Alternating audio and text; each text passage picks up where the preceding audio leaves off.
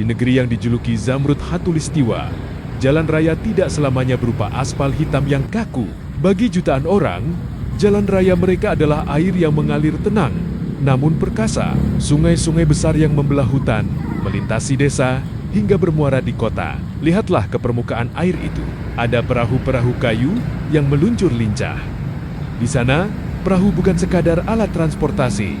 Ia adalah rumah, ia adalah toko, ia adalah sekolah, dan ia adalah ruang tamu bagi masyarakatnya.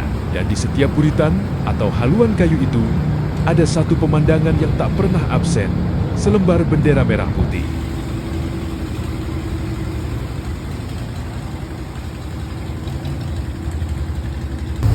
Bendera itu mungkin tidak berukuran raksasa, kadang ia hanya seukuran telapak tangan, terikat pada sebilah bambu kecil yang dipaku di atap perahu.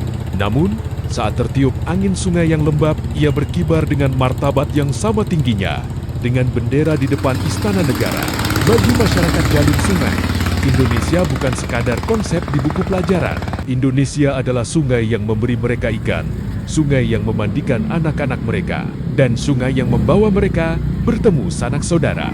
Merah putih yang berkibar di perahu kayu itu adalah tanda pengenal di tengah rimba. Ia adalah simbol bahwa meski mereka jauh dari pusat keramaian, meski mereka berada di pelosok yang hanya bisa dijangkau dengan berhari-hari mudik ke hulu, mereka adalah bagian dari satu tubuh yang sama.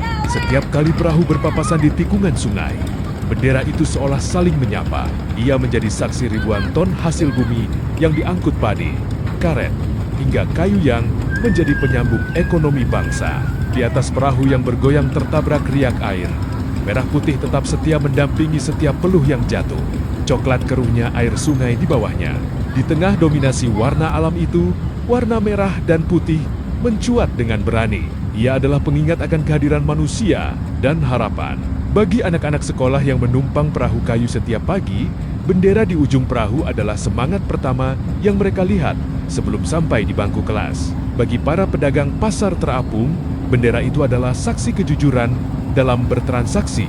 Kayu perahu itu mungkin sudah mulai rapuh, seringkali bocor dan harus ditambal dengan pasak. Namun, semangat untuk tetap memasang bendera tak pernah luntur. Mengapa? Karena bagi masyarakat sungai, bendera itu adalah harga diri. Sebuah pernyataan bahwa di aliran air ini, kedaulatan tidak hanya dijaga oleh senjata, tapi oleh kehadiran dan aktivitas sehari-hari warganya. Sungai memiliki karakternya sendiri. Ada saatnya air pasang mengirimkan batang pohon besar yang hanyut mengancam badan perahu kayu. Ada saatnya kemarau panjang membuat dasar sungai dangkal, memaksa orang-orang turun dan mendorong perahu mereka. Dalam kondisi sesulit apapun, jarang sekali kita melihat mereka menurunkan bendera tersebut. Ia tetap terikat kuat. Jika kainnya sudah terlalu usang oleh terik matahari dan hujan tropis yang lebat, mereka akan menggantinya dengan yang baru dengan penuh hikmat. Kesetiaan masyarakat sungai pada bendera ini adalah bentuk nasionalisme yang murni. Mereka tidak menuntut banyak.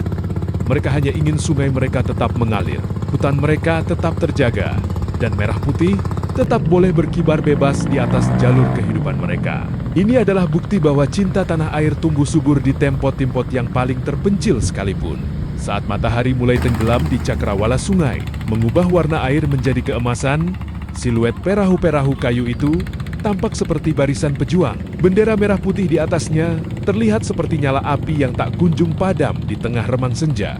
Kita belajar dari masyarakat sungai bahwa menjadi Indonesia adalah tentang bergerak bersama, mengikuti arus zaman, namun tetap memiliki sauh yang kuat pada identitas bangsa. Perahu kayu mungkin sederhana, jalurnya mungkin penuh rintangan, tapi arahnya jelas menuju masa depan yang lebih baik di bawah naungan warna yang sama. Esok pagi, suara mesin perahu akan kembali memecah keheningan sungai.